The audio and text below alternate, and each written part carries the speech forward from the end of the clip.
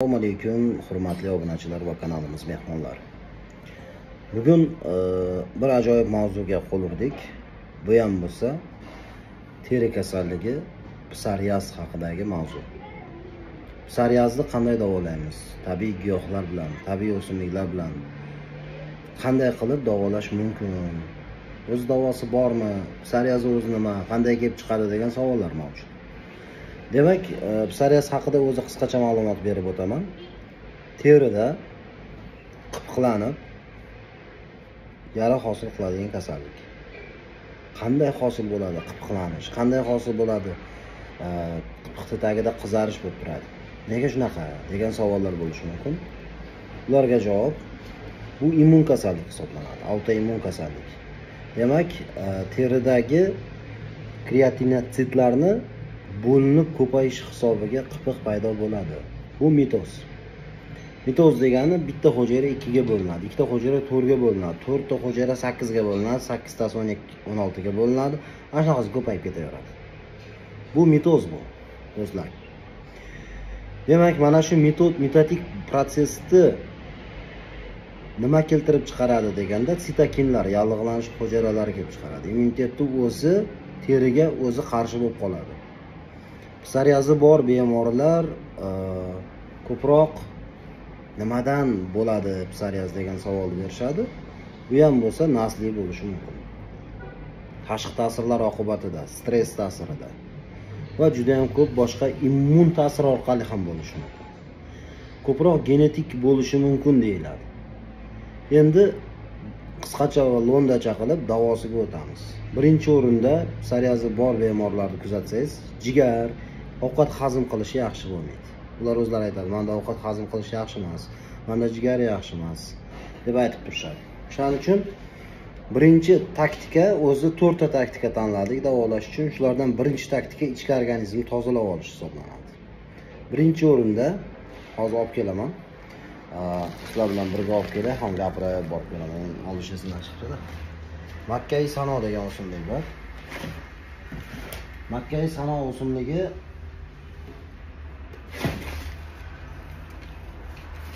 demak ichini suradi. Makkai sano o'simligi ichini suradi. Mana bunaqa ko'rinishda bo'ladi. Mana mayda-mayda barglari bo'ladi. Bu makkai sanoni mayda barglisini foydasi ko'proq bo'ladi, chim katta-katta barglidan ko'ra. Katta-katta barglisi Misrdikimi deyshadi. Mayda barglisini Eronniki deyshadi. Eronda tabiiy giyohlar bilan davolanish birinchi o'rinda turadi. Birinchi o'rinda. Odamlar tabletka kaping solib o'tirishmaydi. To'g'ri giyoh olib, damlama qilib ichib, o'shan bilan ko'proq yaxshi bo'lib ketadi. Demak, mana shu bilan avvalambor ichaklarni nima qilish kerak? Surib olish kerak. Chunki ichaklarni surib olgan vaqtda ichakda mayda-mayda mikrovarsinkalar bo'ladi. Mana bu qo'limni ichak devori deb tasavvur qilsanglar, barmoqlarimni ichak varsinkalari deb tasavvur qilinglar. Demak, mana bu orasidagi ikkinchi barmoqni shlak deb tasavvur qilinglar. Ichakdagi shlak deb tasavvur qilinglar. Buni ichgan vaqtda u ichida qolib ketgan shlak bilan to'lib qolgan ichakning ichidagi retseptorlar suvni so'rishni bloklab qo'yadi bu sano. Suvni so'rishni bloklagandan keyin bu suvni so'rmay qo'yadi. Natijada nima bo'ladi? Ichakning ichida suv to'planib ketadi. Bu ta'sir qilishi uchun 1 litr mineralka bilan ichamiz. Buni qanday foydalanamiz? Demak, sanodan hamma o'zini qismida bir qism oladi. Ustiga 400 gram suv qo'yadi, 2 minut qaynatadi. Tayyor. 1 litr mineralka bilan aralashtirib undan bundan qilib ichib boradi. Keyin ichakda suv to'lish jarayonida ichakda miyadan signal kelib peristaltika bo'lib, shlaklar nima qiladi? Ichib ketgan vaqtda yuvilib, mana bu qimirlab turadigan varsinkalar orasidagi shlak ketib, varsinkalar ochiq bo'lib qoladi oralari. Keyin nima bersak ham yuqaveradi bu bemorga. Zahar bersak ham tezroq o'ladi. Dori bersak tezroq tuzaladi. Menimcha juda ham bir to'g'ri udarniy nima bo'ldi, effekt bo'ldi deb o'ylayman. Bu bilan demak 2 pochka berib yuboramiz sirazi. Har 3 kunda qilib turadi. Har 3 kunda shlakni tozalaydi, har 3 kunda ichaklarni tozalab turadi. Bu ketdi. Orqasidan Mana bunaqa gramadniy juda ham katta sbor berib yuboryapmiz. Demak, buni tarkibida nimalar bor? Облепиховый masla, облепиховый shampunlarni hamma biladi. O'sha облепиховыйni o'zi bu. Mevasi, o'ni sapsariq bo'lib turgan narsa облепиховый mevalar. Bular nima qiladi? Vitaminizatsiya. Bitta облепиха mevasida bitta apelsindan ko'p vitamin C bor. Mana bu yerda Altay o'simligi bor. Altay o'simligi bor. Uning orqasida Ziraboy o'simligi bor. Uni tagida oddiy sachratka ham bor ichida.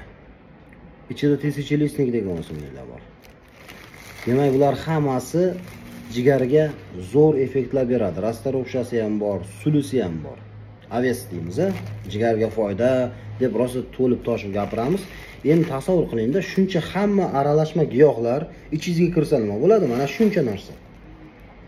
Bu yerda yana maydalab tashlanmagan, hammasi 100% tabiiyligi ko'rinib turibdi. Demak, bu yerda hozir mana bu bor. Bu valerian keldizi. Asablarni muloyim qilib daryo qilib qo'yadi insonni. O'shani hisobiga ham stress faktor kamayish hisobiga ham psoriazga yordam tegar ekan. Ko'ryapsizlarmi? Bu yerda logический мышление hamda ilm ham qaysi giyoh ta'sir qilishi hammasi jamlangan. Buning ustida ishlangan. Demak, tarkibida shalfey degan o'simlik ham bor. Shalfey ter bezlarigacha ta'sir ko'rsatadi. Ter bezlaridagi sitokinlarni aktivligini so'ndirib beradi. O'shani hisobiga shuncha ma'lumotlar, shuncha narsa. O't haydovchi preparatlar bor, giyohlar bor. Aduvanchik, oddiy qoqo't, siz puflanib ketadi-yu, o'sha ham qo'shilgan. Sostavida barbaris bor. O't suyultirib beradi. Jigar tozalab beradi. Jigar muammolari ichki tomondan hal bo'lyaptimi? Demak, bunaqadan 1 2 3 4 5 6 hammasini beryapmiz. Bir kun damlab, bir kun qaynatib ichadi buni. Shunda qaynoq suvni ustiga quyadi, 1,5 litr damlab qo'yadi. Shu damlama 2 soatdan keyin tinadi, tingandan keyin mayda-mayda qilib ichishni boshlaydi. Ovqatdan oldin, keyin, o'rtasida farqi yo'q. Ichiga tushsa ishini qiladi. Mana shuni berish kerak, buni ichish kerak. Jigar, oshqozon osti bezi, hammasi rohatlanib dam oladigan joyi bo'ladi mana shu. Buni bir kun damlab ichdik, endi shamasi qolib ketadi. Tashlab yubormaymiz. Biz isrof qilishni yoqtirmaydigan xalqmiz. O'zbeklar, tojiklar, musulmonlar xullas. Isrof qilishni umuman yoqtirishmaydi. Demak, buni ikkinchi marta qaynatib, 5 minut qaynatib iste'mol qilar ekanmiz. Yana o'sha 1,5 litr suvda 5 minut qaynatsak, 2 soat tindirib qo'ysak, 12-kun ichamiz. 6 ta berib yuborgan pachkalarimni 12 kunga yetkazamiz. İçiş masalasi tugadi. Jigar, ichki tomonlar, shlaklari yuvildi. To'g'rimi? Endi teriga e'tibor berishimiz kerak. Teriga e'tibor berishimiz uchun mana bunday aralashmalardan yana shunaqa 6 ta tayyorlab qo'ydik. Demak, bu yerda xuddi shunaqa облепиха o'simligi, shalfey, chistotel o'simliklari bor. Bular bilan vanna qilamiz. Bunga albatta vanna deb yozib qo'yamiz. Alohida paketga ichib qo'ymaslik uchun, chunki ichish mumkin bo'lmagan giyohlar ham bor ichida. Demak, bitta paketning ustiga 2 litr qaynoq suvni quyib, 5 minut qaynatib yuboramiz. Qaynatmani olib turib vannaga qo'shib yuboramiz. Bo'ldi. Dokadan o'tkazib, 2 soat, 3 soatdan keyin vannaga siqib qo'shib yubordik. O'sha vannada dam olib yotiladi. Terilar bijir qilib, mazza qilib dam oladi.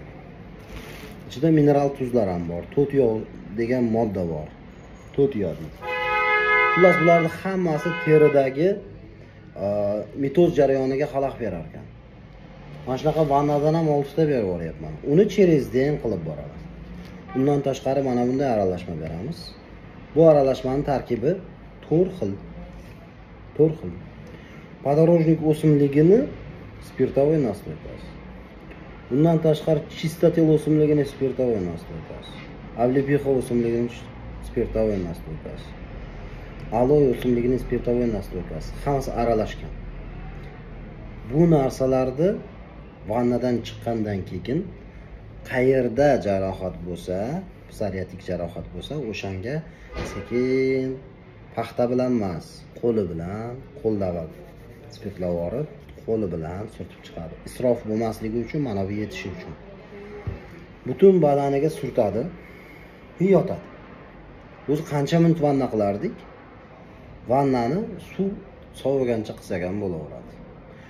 Yana cho'milish shart emas undan chiqib. Chunki giyohlar halol narsalar. Yotdingiz, chiqdingiz, keyin mana uni surtasiz. Badanga surtib chiqasiz, yotasiz. Bo'ldi, o'zi qurib qoladi, o'zi o'shga ta'sir qilib yotaveradi. Endi yana bitta sekretni dorimiz borki, mana bunaqa yog'ochimiz bor. Buni yarmini oladi. Yarmini 5 litr suvda solib turib qaynataveradi. Yarim litr qolgancha qaynatadi.